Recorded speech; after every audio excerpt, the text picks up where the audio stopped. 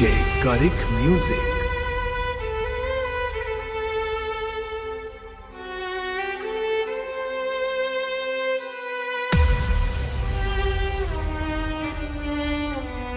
DJ Karik Music presenting. यार ने धोखा देला हमके काहे तना दर्द देला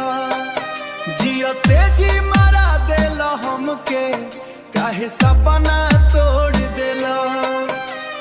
तोहरा बिना सुन लागे ई दुनिया के हर बहार रो रो के कटेला रतिया टूट गइल सब प्यार जे दिन छोड़ के गइला तू ओ दिन किस्मत रोवल दिल के महल जे सजवनी पल में धूल हो गइल तोहर नाम लिखल रहे दिल पर अब घाव बन के बसल हंसी सब छिन गइल हमसे आँख में आंसू कसर यार धोखा देला हमके काहे तना दर्द देला जियो तेजी मारा देला हमके काहे सपना तोड़ देला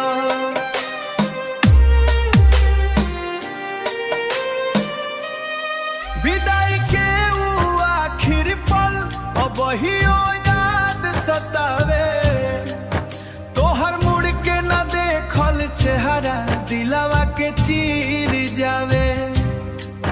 राह ताकत ताकत थक गईनी तू न लौट के आईली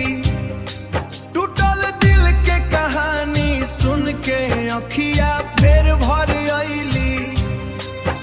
कब्र जैसन लागे घरवा सुन पड़ल संसार तोहर याद के दीप जरत बा लेके दर्द अपार भगवान से इहे पूछी हम प्यार काहे करवल अगर जुदाई लिखल रहे तो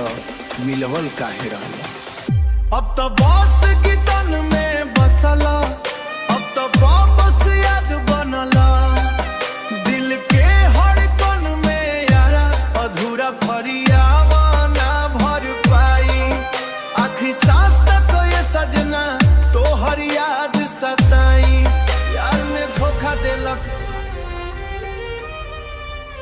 DJ Karik Music.